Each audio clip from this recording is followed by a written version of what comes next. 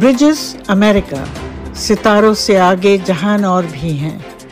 नाज़रीन, आपके लिए हम एक नया प्रोग्राम लेकर के आए हैं अमेरिका से, जो हिंदुस्तान और अमेरिका और दूसरे मुल्कों के बारे में न्यूज़, व्यूज़ और इंटरव्यूज़ बराह रास्त अमेरिका से पेश किए जाएंगे। मैं हूं आपकी होस्ट अमीना सईद।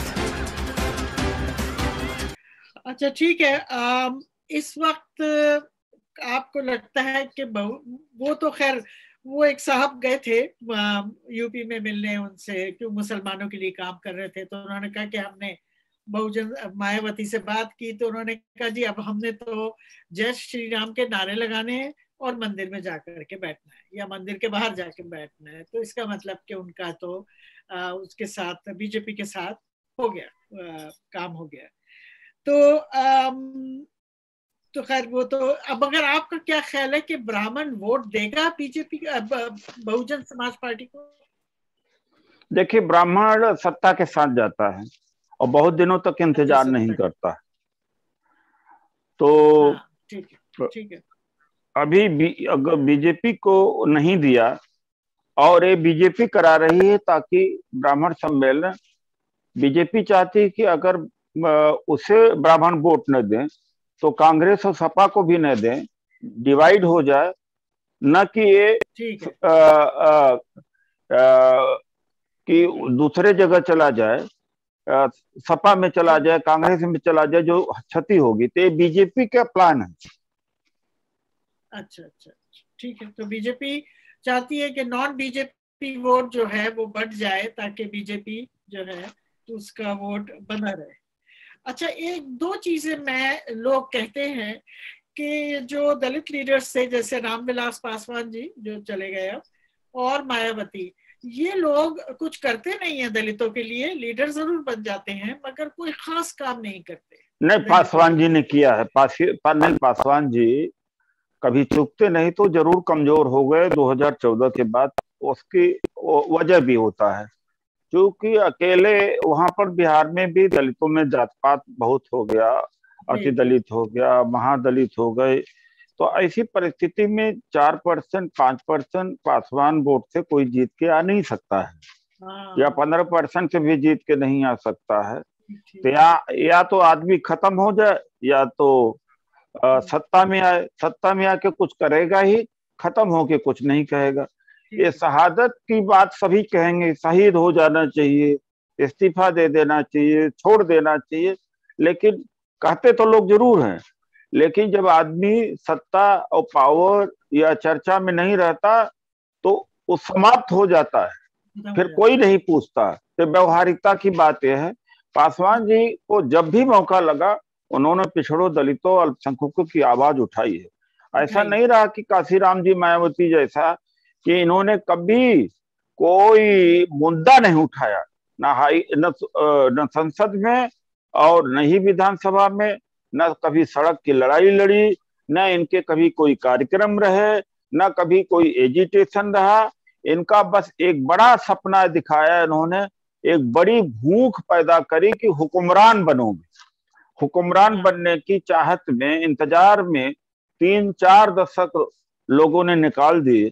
और जो भी कांग्रेस ने दिया था, आज मैं कह सकता हूं कि जो भी दलितों को दिया है, जो भी दलितों को मिला है, सब कांग्रेस के द्वारा मिला है। अब 1956 में LIC का निजीकरण, राष्ट्रीयकरण कांग्रेस ने किया। 69 में बैंकों का राष्ट्रीयकरण किया, तेल की कंपनियों का राष्ट्रीयकरण किया, कोल का राष्ट्रीयकरण करके IIT और यूनिवर्सिटीज खड़ा किया, पब्लिक सेक्टर अंडरटेकिंग खड़ा किया। इसी में तो दलितों की भागीदारी हुई है और यह कांग्रेस ने ही किया है। कांग्रेस के अलावा एक चीज किसी और ने दिया हो, चाहे स्पेशल कंपोनेंट प्लान हो, ट्राइबल सब प्लान हो, या SC/ST एक्ट जो लागू किया, पदोन्नति में आरक्षण है, लाइन टू लाइनलेस है, या इसके अलावा बहुत सारे डीजल पेट्रोल पंप में आरक्षण देना, राशन की दुकानों में आरक्षण देना, 20 सूत्री कार्यक्रम के तहत जमीन देना, एक सारा कांग्रेस ने ही किया, किसी और ने किया। बहुजन समाज पार्टी के द्वारा एक भी मजबूत दलितों के उत्थान में एजेंडा भी नहीं उठा पाए कि ये लागू करेंगे। उनका कोई कार्यक्रम होता ही नहीं, बस केवल है कि हमें हुक्मरान बनना है और ब्राह्मणों को गाली देना, ब्राह्मणों के ही पास जाके बैठ गए। ठीक, तो ये अच्छा ये बताइए कि अगर कांग्रेस ने इतना सब कुछ किया है तो कांग्रेस को दलित का वोट क्यों नहीं मिलता है? जब तो कह रहा हूं आपको, काम के आधार पर वोट मिलता है क्या? मोदी को काम के आधार पर वोट मिल रहा है, बहुजन समाज बीजेपी को काम के आधार पर वोट मिल रहा है, जाति और धर्म इसी पे वोट मिल रहा है। यहाँ इसका ज्यादा भागीदारी है, इसका ज्यादा असर है। अगर काम के आधार पर वोट मिलता तो दोबारा चुन के आते। हाँ, ठीक ठीक। अच्छा तो ये, अच्छा दूसरी बात, कांग्रेस ने अपना पल्ला एक तरह से माइनॉरिटी से भी झाड़ लिया है, अब मुसलमान कांग्रेस को वोट नहीं देते, इसके बारे में आपका क्या? देखिए, मुसलमान कांग्रेस को वोट नहीं देते, मुसलमान का क्षति होनी। मुसलमान भारत का जो मुसलमान है, मैं ये कहता हूँ, खुद क्या एक्टिव है, अब खुद क्या यूनाइटेड है क्या वो? जब खुद नहीं यूनाइटेड है। एक दूसरी बात है कि भारत का मुसलमान रोजी रोटी पर इकट्ठा नहीं होता। अभी जो शार्ली अब्दो में जो कार्टून छपा, उसके ऊपर एक यहाँ के नेता ने ये कहा कि उसका जो गर्दन काट करके लाएगा 51 करोड़ देंगे। उसके रिसेप्शन में 1 लाख लोग इकट्ठा हो गए रिसीव करने। और सईदा अमीन हो या कोई और पढ़ा लिखा मुसलमान है, जिंदगी दे देगा, 100 मुसलमान नहीं इकट्ठा हो पाएंगे। तो भैया ये किसकी गलती है? मुसलमानों को सोचना पड़ेगा। मैंने बहुत कोशिश किया जमीयत उलमा हिंद के साथ में, दलित मुस्लिम इजलासें लगाई, सब कुछ लगाई, मजबून बनाए। हमने कहा कि जो 27% ओबीसी का रिजर्वेशन है, मुसलमानों का है, जितना हिस्सा उसके बंटवारा की मांग करिए। 10 मुसलमान हमें नहीं मिले। हमने दलित मुसलमानों में को आरक्षण के ऊपर हमने मीटिंगें रखा, फ्लॉप हो गई। तो मुस्लिम समाज से ही आवाज निकली, अरे साहब आप इन चक्करों में क्यों पड़े हो? ये मुसलमान मुशायरे में इकट्ठा होते हैं, ये और दावत में इकट्ठा होते हैं, इन चीजों के ऊपर इकट्ठा नहीं होते हैं। तो ये एक बात है। दूसरी बात है कि ये फतवा ने क्या किया। कल कुछ मुसलमान लोग आए मेरे पास में, तो उन्होंने काली टोपी पहना दी और गमछा दिया। तो पहनाने की कोशिश किया, तुम का काली टोपी मुझे क्यों पहना रहे हो? क्या मैं मुसलमान बन जाऊंगा क्या? लेकिन इसका रिएक्शन ये होगा कि तुम वीडियो डालोगे तो जो यहाँ पर आरएसएस के लोग हैं कहेंगे देखो मुसलमान कितना कट्टर होता है। हमारे जो हिंदू के नेता हैं वो तो गमछा डाल लेते हैं, टोपी पहन लेते हैं और इफ्तार पार्टी करते हैं। क्या मुसलमान टीका लगाएगा? मुसलमान धागा बांधेगा? तो ये जो मुसलमान करता है इस देश का, उसको समझना चाहिए। इसका भारी रिएक्शन होते होते होते आज कितना बीजेपी मजबूत हो गई। यही सारे प्रोपोगंडा अंदर अंदर चलते हैं। तो मुसलमान इन चीजों से खुश होता है, इफ्तार पार्टी करा दो और उसके बाद में टोपी पहन लो और गमछा डाल लो, उसके बाद कहेंगे क्या बात, ला इलाहा इल्लल्लाह रसूलुल्लाह कह दो, खुश हो जाता है। वो इन चीजों पर ज्यादा खुश होता। मुसलमान कब यहाँ पर जंतर मंतर पर अपने लिए नौकरी मांगने के लिए, आरक्षण मांगने के लिए आया है? उतरा है कभी इस देश में? मुझे तो नहीं दिखाई पड़ा कभी उतरा। 150 को नहीं बुला सकते हैं, हमने बड़ा कोशिश किया जी। इसका मतलब कि जितने लोग हैं, मगर ये this is true of BJP also, कि भाई वो इमोशनल रीजन की वजह से वोट देते हैं। जैसे वो पुलवामा का जो हुआ था उस पर उनको वोट मिले, तो ये तो सबका है, ये इमोशनल रीजन। जैसे नहीं, सबका नहीं है, सबका नहीं। आप कैसे कहते हैं? अभी कर्नाटक ब्राह्मण वेलफेयर बोर्ड बना है, वो तो भागीदारी की मांग करते हैं। अच्छा, ये और सबका वो अपने वो साधन और रिसोर्सेस पर बैठने के लिए इमोशनली सबको इकट्ठा करते हैं। अच्छा, और धर्म को माध्यम बनाते हैं। ठीक। बड़ा फर्क है। हम लोग दलित, जो दलित है, अगर मैदान में उतरते हैं तो अधिकार को लेकर उतरते हैं, किसी धर्म को लेकर नहीं उतरते। इसीलिए जो 1500 वर्ष पीछे थे एकाएक बहुत ऊपर आ गए। आज देखिए दलित समाज मुसलमानों से ज्यादा पढ़ा हुआ, 50-60 साल में ही कर डाला, 50-60 साल में ही कर डाला। जी बिल्कुल। तो आप ये नहीं कर सकते, धर्म के आधार पर दलित इकट्ठा नहीं होता, वो अत्याचार पर इकट्ठा होता है, प्राइवेट सेक्टर में रिजर्वेशन के लिए इकट्ठा होता है, और रिजर्वेशन को लागू करने के लिए इकट्ठा होता है, जुडिशरी इकट्ठा होता है। दोनों में बड़ा अंतर है। जिस दिन मुसलमान इसके ऊपर इकट्ठा होने लगेगा, मुसलमान का एम्पावरमेंट हो, मुसलमान चाहे जितना धार्मिक हो, लेकिन धार्मिक उसका मामला उसका व्यक्तिगत होना चाहिए। वो सड़क पर उतरे तो मेरे भी वाइस चांसलर चाहिए, हमें भी स्कॉलरशिप चाहिए, और जो 27% का आरक्षण ओबीसी का है, 7% या 6% मुसलमानों का उसमें बनता है, उतना यहाँ हो जाएगा। 5-7% मेरिट से आ जाएंगे, 11-12% मुसलमान ब्यूरोक्रेसी में जाने लगेगा, नौकरियों में जाने लगेगा। क्यों नहीं लड़ते? हाँ, इसका मतलब वो भी इमोशनल इशू पे ही लड़ते हैं, धार्मिक इशू पर ही निकलते हैं बाहर। चलो ठीक है। कोई आपको इस आने वाला जो यूपी में इलेक्शन है, उसमें आपको कोई चीज आप प्रेडिक्शन करना चाहेंगे कि क्या हो सकता है? जनता का मूड इस समय है, खासतौर से 5 सितंबर को जो मुजफ्फरनगर में रैली हुई, उसके बाद करनाल में जो 7 सितंबर को घटना हुई, कि जनता बंगाल की तरह लड़ेगी।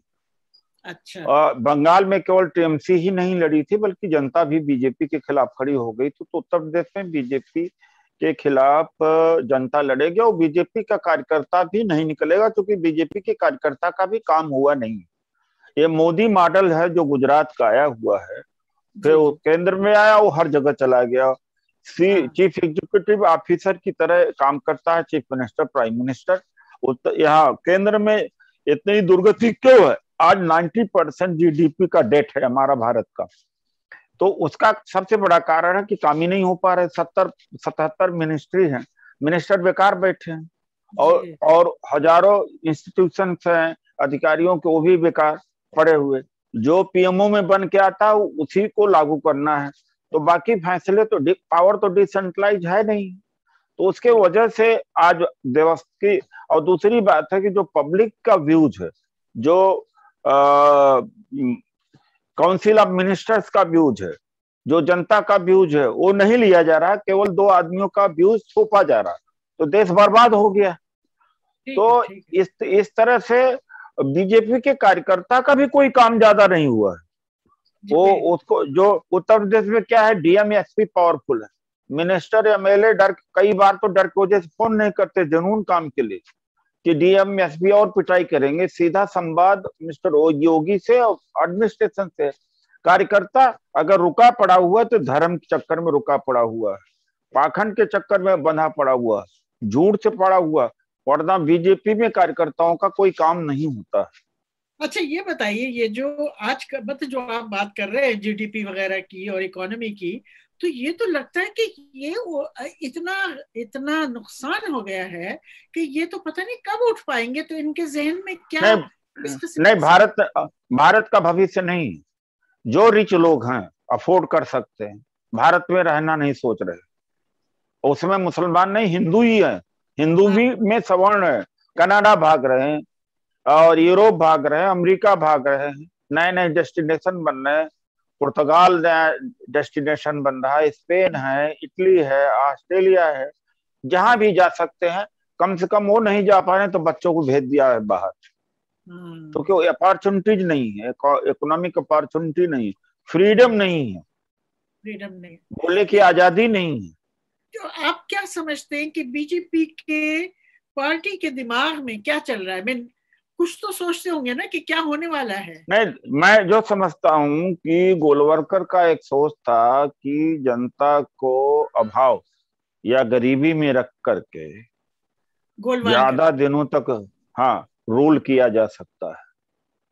और जब जनता को उसको रोजी रोटी में लगा दोगे, मुसीबत में डाल दोगे, और तो वो सोच नहीं पाएगी। लड़ेगी नहीं सरकार के जी। खिलाफ। मैंने पढ़ा उनका कि इनको गरीब रखो ताकि ये कास्ट में से निकलने ना पाए, ये वहीं रहे अपनी अपनी जाति में। हाँ, गोलवरकर ने 1954 में कहा था ये बात। जी जी जी, 54 में कहा था। चलो ठीक है, अब उनके बारे में तो खैर बात ही नहीं होती है। तो अगर आपके पास कोई एक ये सवाल आए कि ये जो मुस्लिम कम्युनिटी है ये किस जगह इन्होंने गलती की है, 2 गलतियां अगर आप बताएं वो पिछले 60-70 सालों में, तो क्या कहेंगे आप? किस जगह? मैं कोई कमेंट नहीं करना चाहूंगा। राइट कमेंट करने से, सही बात करने से नाराज हो जाएंगे। अच्छा। नहीं, मैं बड़ा बेबाकी से कहता हूँ, वो बर्दाश्त नहीं कर पाएंगे। अपने उद्धार के अगर उनकी बात कहा जाए तो उद्धार, उनको खुश करने का तरीका है कि उनके बीच जाइए और हिंदुओं को गाली दीजिए और उनके 2-4 जो होते हैं, ला इलाहा इल्लल्लाह रसूलुल्लाह, शरा की बात कर रहे। हाँ, वो करो, गमछा पहन लो और शेरो शायरी की बात करो, उत्तेजक बातें करो। जैसे कम्युनिस्ट लोग जाएंगे तो बड़ी उत्तेजक बातें करेंगे कम्युनलिज्म के खिलाफ और इस सारे के खिलाफ। वो they don't mean the business, कोई एजेंडा लेके नहीं चलेंगे। जज्बाती बात करो, कोई भी एजेंडा लेके नहीं चलेंगे कि हमें एजुकेशन चाहिए, हमें नौकरी चाहिए, हमारी भागीदारी चाहिए, हमारा वो उस पर नहीं चले। उस पर कोई एक एजुटेशन कोई बता दे। जब यहाँ जमीयत की रैली होती है तो दिल्ली बंद हो जाती है। मैं ही था कि 1-2 रैली उनकी कराई थी जिसमें रिजर्वेशन का मुद्दा हमने मतलब मजबून पेश किया था। उसके बाद में ये मुद्दे के ऊपर नहीं आते, मुद्दे पे नहीं आते। मुशायरा आप देख लीजिए। तो अब ये बात मैं कहूंगा तो कहेंगे ये गलत कह रहे हैं, इनके लिए अच्छी बात कहना गलत। जो हिंदू नेता जैसे मुलायम सिंह जी गए, एक बार सीताराम येचुरी जी से बात हो रही थी, हम कहा एक बात बताओ कि आप मुस्लिम समाज में जाते हो इफ्तार पार्टी में तो टोपी पहनते हो, गमछा पहनते हो और वो छपता है अखबारों में, मीडिया में छपता है, तो अंदर अंदर वो प्रचार करता है हिंदू समाज में, देखो हमारा हिंदू नेता बड़ा लिबरल होता है, हिंदू नेता में भेदभाव नहीं, और एक मुस्लिम कितने कट्टर हैं, इनको टीका लगाओ बर्दाश्त नहीं करेंगे, जय श्री राम का गमछा डालो नहीं करेंगे, धागा बांधो तो देखो मुसलमान कितने कट्टर। वो इतना जबरदस्त प्रचार अंदर अंदर होता है कि आप सोच नहीं पाते। मुस्लिम समाज को बहुत ज्यादा इसका इल्म नहीं है, मैं जानता हूँ, मैंने देखा है इसको, मैंने महसूस किया है, देखा। तो सीताराम येचुरी जी ने कहा कि एक बार ऐसा हो ही रहा था, मुलायम सिंह जी थे इफ्तार पार्टी में और ये होने जा रहा, तो मैंने रोकने की कोशिश किया, तो मुलायम सिंह जी ने कहा अरे नहीं, करने दो भाई, करने दो। तो मुस्लिम समाज इसमें बड़ा खुश होगा, अखबार में छपेगा कि मैंने इफ्तार पार्टी हुई, फला नेता को बुलाया, फला को बुलाया, देखिए सारा चीजें हैं, तो इन चीजों से ज्यादा खुश होता है। ठीक है, तो इसका मतलब कि उनका तो कोई फ्यूचर ही नहीं है। अच्छा, आप बताएं कि आपको कभी लगा कि पिछले 30-40 साल में, 50 साल में कोई मुस्लिम लीडरशिप के बारे में आपको कोई आइडिया हुआ कि कोई है जो लीडरशिप? अब तो मुस्लिम दलित दोनों के लिए मुसीबत है। जिस तरह से पूंजी का वर्चस्व हो गया है, कभी संख्या भारी होने का दम भरते थे, लेकिन अब वो नहीं रह गया। ठीक है, तो नहीं रह गया। अब पूंजीपति, जैसे बंगाल में चुनाव है, कहा जाता है कि 200 करोड़ रुपया एक विधानसभा में फाट दिया गया। उत्तर प्रदेश में 500 करोड़ का बजट है एक विधानसभा में, तो ऐसे में क्या हो सकता है? तो आपका ये ख्याल है कि ये बीजेपी वाले खरीद लेंगे कैंडिडेट्स को? ये भी है, ईवीएम भी है, प्रशासन भी है। अब मंगल ग्रह पर और चांद पर कोई इक्विपमेंट्स है या कोई मशीन है, यहां से ठीक हो सकती है, तो ईवीएम को हैक नहीं किया जा सकता। अमेरिका से ज्यादा एडवांस है इंडिया, वहां ईवीएम को अबेंडन कर दिया है। तो मुश्किल तो है, मुश्किल है कहने का मतलब कि असंभव नहीं है, लेकिन बहुत मुश्किल है। ठीक है, तो लोग जो हैं वो कह रहे हैं बैलेट से कराओ, तो उनकी बात कोई नहीं मानेगा। आम जनता है, अगर सबके सब ये कहें कि हम बैलेट से कराएंगे, ईवीएम से नहीं कराएंगे। होना चाहिए। यही भारतीय जनता पार्टी 2010 में, इसने 11 में इन्होंने सुप्रीम कोर्ट में याचिका करी थी कि ईवीएम से नहीं होना चाहिए। उस समय तो ईवीएम का विरोध है। अब ईवीएम का विरोध करने वाले को का मजाक उड़ाते हैं, उसका विरोध करते हैं। ठीक ठीक है, अब उनको फायदा है ईवीएम से। चले, आपका क्या लगता है कि आने वाला जो इलेक्शन है, इसमें दलित और मुसलमान का कोई अलायंस पॉसिबल है? नहीं लगता। नहीं लगता। प्रयास तो होता रहता, हो नहीं पाता। क्योंकि हाँ, इसलिए कि अंत में मुस्लिम कभी अपने लिए चुनाव लड़ा नहीं, ज्यादातर अपने लिए चुनाव नहीं लड़ा है, वो बीजेपी को हराने के लिए चुनाव लड़ा है। हाँ। तो जो बीजेपी को हरा सके वहां चला जाता है। ठीक है, कोई उसका अपना कोई मुद्दा नहीं है, अपना कोई गोल नहीं है। अंत में सूरत हाल यही बनती है। ठीक है, ठीक है। अच्छा, तो ये बताएं, कोई आपको लगा मुस्लिम लीडर अभी तक कोई जो मुसलमानों को के बारे में सोचे, उनको राह दिखाए? क्योंकि ये तो जो सोचने वाले हैं उनको लोग मानेंगे नहीं। अच्छा, तो आपका क्या ख्याल है कि वो मजहबी लीडर मजहबी लोगों को मानेंगे, जो एक आम आदमी है, जो काम की और एजुकेशन की और फैमिली की बात, जो तालीम का अधिकार की बात करने वाले बहुत सारे मुसलमान लोगों को मैं जानता हूं, उनके पास 10 लोग नहीं होते।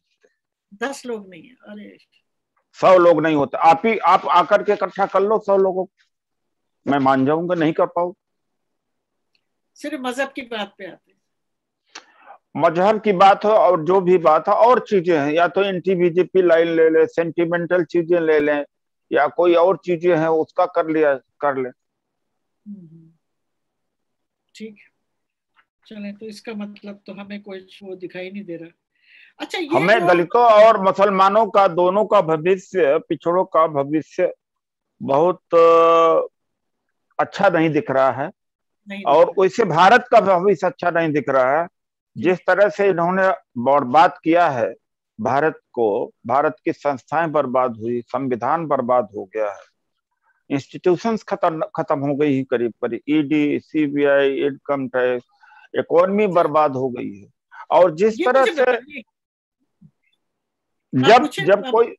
जब धर्म और पाखंड के आधार पर चीजें तय होने लगे कि हिंदू धर्म खतरे में, हिंदू धर्म खतरे में है, तो उस देश का क्या भविष्य हो सकता? कितने दशक गुजर सकते हैं, 10 साल, 20 साल, 25 साल, अब कुछ कहा नहीं जा सकता। इस मामले में मैं कह रहा हूं कि भविष्य के बारे में कुछ कहा नहीं जा सकता। वर्तमान बड़ा खराब है और भविष्य भी अच्छा नहीं दिख रहा। हालांकि मेरी बात को सुनेगा वो कहेगा ये तो बड़ा पेसिमिस्ट है, और ये आदमी तो बड़ा, लेकिन यही बात करनी पड़ेगी। अगर आपने गुडी बात करी और ऊपर से आपने इसका लीपा पोती करी और डिसेक्शन नहीं किया, तो आगे का रास्ता नहीं होगा। आपको क्रिटिकल बनना पड़ेगा, रेशनलिस्ट बनना पड़ेगा, एनालिसिस करना पड़ेगा, लेकिन इस बात को बहुत कम समझ पाएंगे। इसलिए बहुत जरूरी नहीं है कि मेरी बात को आज लोग पसंद करें। ठीक है। अच्छा, ये बताइए कि ये जो आप बात कह रहे हैं, वो बहुत से लोग कह रहे हैं और वो सुन भी रहे हैं, देख भी रहे हैं। एक बहुत बड़ी हिंदुओं की संख्या है, एजुकेटेड लोग हैं, मिडिल क्लास के लोग हैं, अपर मिडिल क्लास के लोग हैं। वो क्यों इजाजत दे रहे हैं इस गवर्नमेंट को हिंदुस्तान को बर्बाद करने की? देखिए, ऐसा है कि कभी यूरोप भी डार्क एजेस था, और कभी एनलाइटन एरा था इस्लामिक देशों का भी। और रिफॉर्मेशन के बाद यूरोप में रेनेसां हुआ, रिफॉर्मेशन हुआ, सोशल चेंजेज आए, एंड दे हैव एडवांस्ड। हमारा डार्क एज आया है, क्या कहा जा सकता है? मगर कहाँ से आया? सिर्फ 2 लोगों की वजह से आ गया? नहीं, इसकी बुनियाद 100 साल से है, 2 वजह से नहीं। अच्छा, 100 साल से। 1925 से आरएसएस काम करता रहा करता रहा करता रहा। तो 2 उनके, लोग तो ज्यादा जिम्मेदार। अच्छा अच्छा बताइए, उनके इंटरेस्ट में है, आरएसएस के इंटरेस्ट में है कि हिंदुस्तान इतनी बुरी तरह फिसल के नीचे आ जाए? उनके इंटरेस्ट में है? नहीं, साइडिस्टिक लोग भी हैं, एक बात है। दूरदृष्टि वाले नहीं हैं। तीसरी बात है कि मैं देखता हूं कि यहाँ का जो अमीर भी है, जो रिच लोग हैं, वो आम अमेरिका की अमेरिकन की जो इतनी खुशहाल और अच्छी जिंदगी है, यहाँ का रिच भी नहीं जी पाता है। तो लेकिन क्या कहते हैं कि इनको लगता है कि दुनिया यही है। ठीक। पिछड़ेपन को भी ये महान, इनका एक सामंती और सोच है। इस तरह की इन्होंने सोशल कैपिटल इनहेरिट करी। चलो ठीक है, बड़ी इसके अंदर। अच्छा, एक बात थी, वो मोदी साहब ने पार्लियामेंट में कही थी कि अब न्यू वर्ल्ड ऑर्डर आ गया है और हम उससे निकल नहीं सकते, उससे बच नहीं सकते। उसके बारे में कुछ कहना पसंद करेंगे आप? नहीं, ऐसा नहीं, न्यू वर्ल्ड ऑर्डर आया है तो डेमोक्रेसी मजबूत हुई है। अमेरिका में उखाड़ फेंका ट्रंप को और लिबरलिज्म आया, तो न्यू वर्ल्ड ऑर्डर आया, तो इसके रिवर्स में भारत चल रहा है। तो उनके बात का कोई मतलब तो होता नहीं। वो अपनी मतलब की बात वो कंफ्यूज करते हैं, वो भ्रमित करते हैं। न्यू वर्ल्ड ऑर्डर होता तो चाइना में अभी क्या है कि China government is going to make society more leveller, in the sense that कि रिच लोगों का धन आम आदमी के बीच में बांट करके इकोनॉमी को और फास्ट करेंगे। यहाँ तो पूरा अडानी अंबानी के हाथ में जा रहा। तो मोदी जी जो कहे उसका कोई मतलब नहीं होता, झूठ बोलते। ठीक है, चलो मतलब लोग देख रहे हैं कि 2 अडानी अंबानी और 2-3 और लोगों को जा रहा है, तो सब चुप क्यों है? इतनी बड़ी जनता है हिंदुस्तान की और काफी पढ़े लिखे लोग हैं। मैंने आपको कह दिया ना कि जब पाखंड अच्छा और धर्म से लोगों को जोड़ दिया जाता है, ठीक, डिवाइड कर दिया जाता है, ठीक, तो अपने भविष्य को भी वो जमात अपने भविष्य को भी लात मारती है, और इतिहास में ऐसा हुआ है। ठीक है। ये फार्मर्स मूवमेंट के बारे में बताइए, ये इतनी बड़ी हो गई है। ये डेमोक्रेसी को मजबूत किया है, संविधान बचाने का काम कर रहे हैं, आम जनता की लड़ाई लड़ रहे हैं। जिस दिन कृषि मार्केट को, एग्रीकल्चर को कैप्चर कर लिया अडानी अंबानी लोगों ने, तो डीजल पेट्रोल जैसे दाम इनका महंगा हुआ, उसी तरीके से अनाज का हो जाएगा और आम आदमी और गरीब हो जाएगा और सरकार के राशन पर जिंदा शुरू होगा।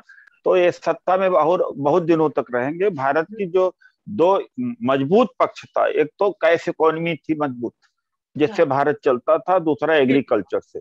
दोनों को एक तो बर्बाद कर दिया नोटबंदी से, कैश इकोनॉमी, अमेरिका से मुकाबला नहीं किया जा सकता।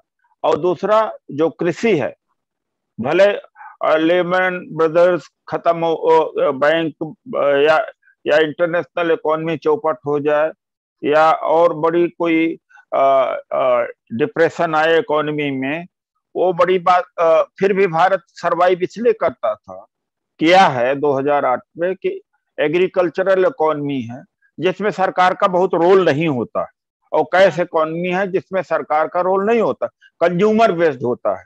लेकिन चलती हुई अर्थव्यवस्था को जो रोक सके, उसी तरीके से चलती हुई एग्रीकल्चर को रोक रहे हैं। यानी मोदी जी ने सुपारी लिया है कि भारत को बर्बाद ही करना। ठीक है, हाँ, यही लगता है।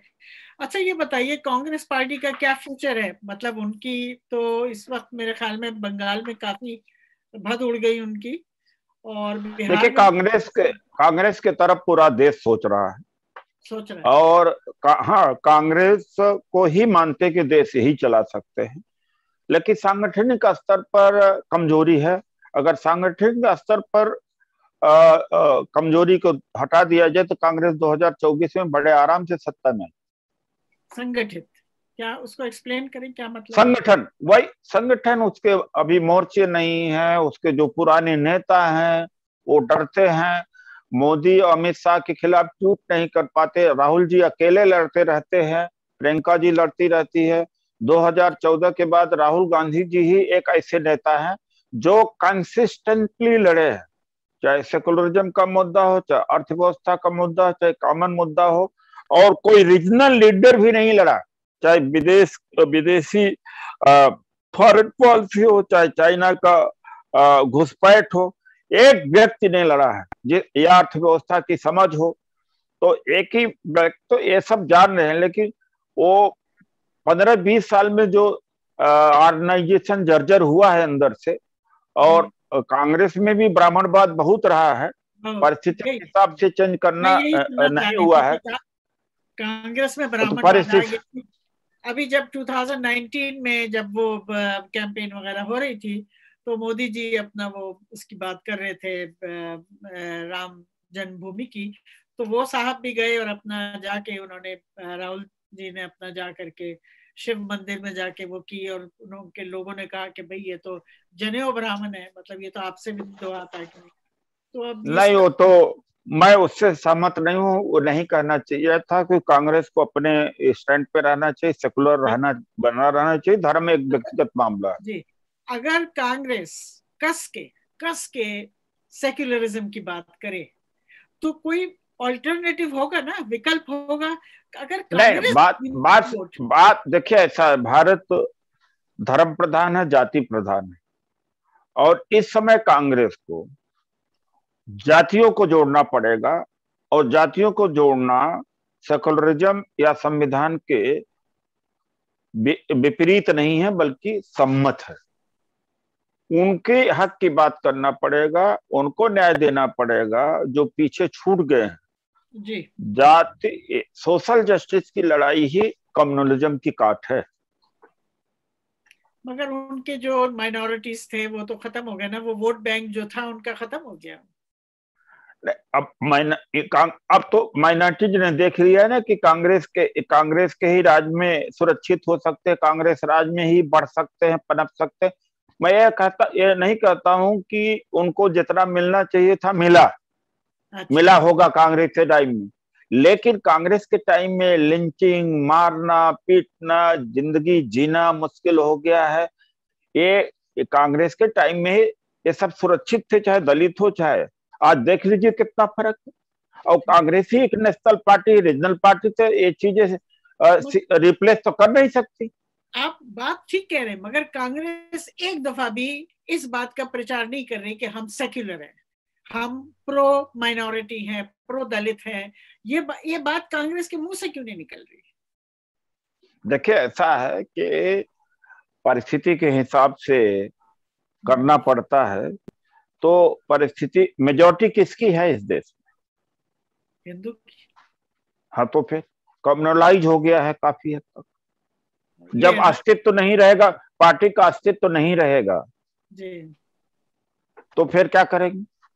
ठीक है, चले। प्राग्मेटिज्म और व्यावहारिकता, ये भाषण दे देना बड़ा आसान होता है, और इंटरव्यू में भी बड़ा आदमी इंटेलेक्चुअली डिसऑनेस्ट होके करता, मैं इंटेलेक्चुअली ऑनेस्ट होके बात करता। ठीक, चले आपसे मैं राउंड अप लास्ट क्वेश्चन पूछ रही हूँ। असदुद्दीन ओवैसी के बारे में काफी चर्चा हो रही है कि भाई ये पीछे से अपना बीजेपी के आदमी है, आपका क्या ख्याल है?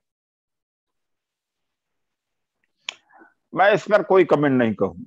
नहीं करते, ठीक है, चले ठीक है। तो नाज़रीन, हमारा ये इंटरव्यू खत्म होता है। उदित राज साहब, डॉक्टर साहब, आपका बहुत बहुत शुक्रिया, आपने अपना कीमती वक्त हमको दिया। तो आपसे फिर मुलाकात होगी। शुक्रिया, धन्यवाद।